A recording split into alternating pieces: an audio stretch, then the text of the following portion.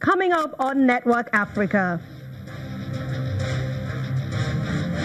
Cameroon's Constitutional Court rejects call for a rerun election. Amnesty International welcomes Zimbabwe's Constitutional Court's decision to outlaw a public order act that prohibits demonstration without authorization from the police. Rwanda's President Paul Kagame appoints new ministers of defense and foreign affairs in a cabinet reshuffle.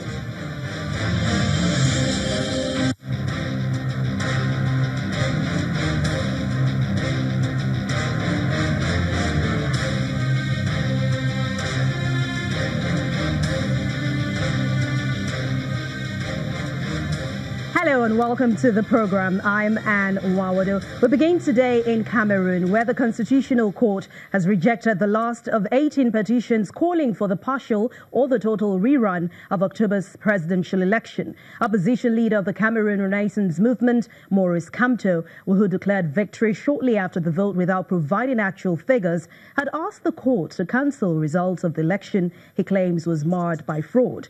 The court's rejection now paves the way for the official announcement of election results before Sunday, which are now widely expected to extend the 37-year rule of President Paul Biya. Rights group Amnesty International has welcomed the decision of Zimbabwe's Constitutional Court to outlaw a public order act that prohibits demonstrations without authorization from the police. The Zimbabwean judges said the Public Order and Security Act had been opened to abuse by the state. Several civic groups had challenged the law in the month of May on the grounds that it had been used unfairly to thwart freedom of assembly as guaranteed by the Constitution. Ms. Pueti said the judgment would create an environment that allows peaceful assembly, but added that police must also ensure they respect the law. And in Rwanda, President Paul Kagame has appointed new ministers of defense and foreign affairs in a cabinet reshuffle announced late on Thursday. The president's office says Albert Murasira, an army general, will now replace long-serving James Kabarebe as defense minister without giving a reason for this decision. Richard Sizibera, a former Secretary General of the East African Community Regional Bloc, becomes Foreign Minister, replacing Louis Mushikiwabo, who was named head of the International Organization for La Francophone last week. But the president now named new ministers for local government, trade and industry, ICT and innovation, gender and family promotion, and sports and culture, as well as a new police chief and an external security head.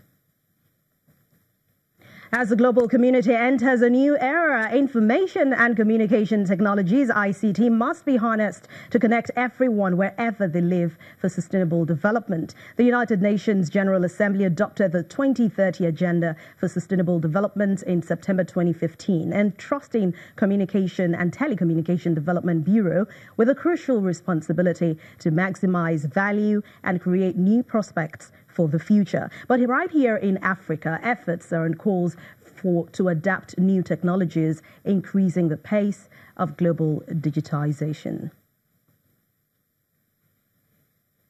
Joining us to discuss more on ICT sustainability in Africa as a sustainable development expert, Mr. William A.J. Thank you for joining us on Network Africa.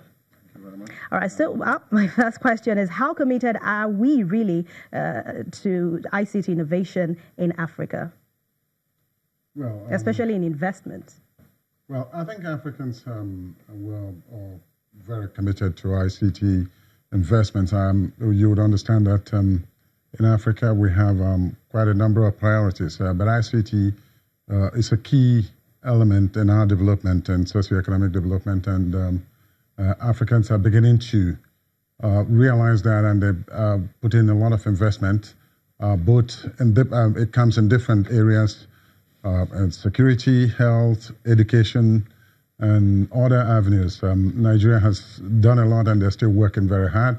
I'm very much in contact with most of the people in Nigeria here, and I know the effort they're putting in ICT to ensure that ICT is put across the global works and all areas of our development. Other African countries, you talk about Rwanda, you talk about Kenya, you talk about lots of areas where we are putting a lot of investment.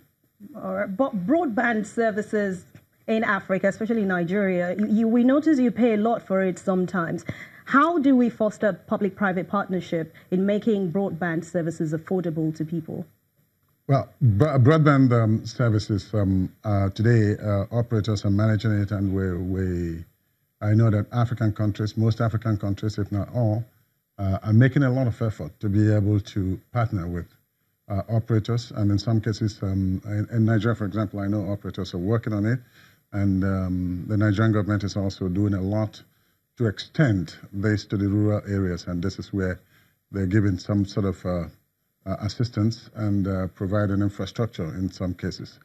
So it's a sort of teamwork in most cases in most African countries to ensure that broadband gets across and also be made readily available and accessible to everyone. All right, let's draw from your wealth of experience now. 24 years in global experience in information and communication technology. How can you say cyberspace, how safe is our cyberspace in Africa? I would look at it and tell you that I wouldn't use the word that it's all safe. I don't think there's any place in the world where it is safe. But the community, the African countries, the operators, and all walks of life are all putting their heads together to ensure cyberspace, security in cyberspace. There's a lot of work to be done. There's more work that needs to be done, and we have to do it. There are issues with child online protection. There are issues with, counterfeiting. There are so many areas that we need to be able to tackle.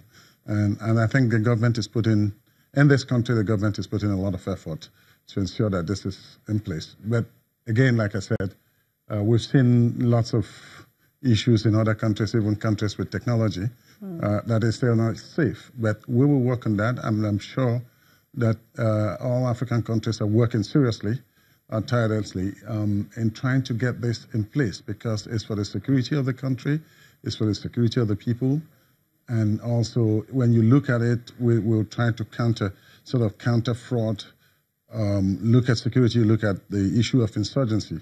This is an area where you need to actually really work in cyberspace and cybersecurity. All right, so we know that you're vying for a top position at the International Telecommunication Union. We know that already. How would you add value to the African ICT platform? Well, we know today ICT is an issue that we cannot avoid. It's an issue that we all need to embrace. The African ICT platform needs a little bit of boost. We need to be able to build capacity. And if I am elected to this position, I will work in partnership with other countries in Africa and the rest of the world, especially in developing countries, to ensure that we build capacity. And by so doing, especially at the grassroots level where we do that at institutions, then we'll be able to build capacity and have ICTs transform the economies within Africa and all the developing countries. Exactly. Transforming our economy, that is priority. Thank you very much for your time on Network Africa, Mr. William Ejeh. He's an ICT Sustainable Development expert. Thanks a lot for your time. Thanks for having me here. You're welcome. And I hope to be able to see you some other time. We will.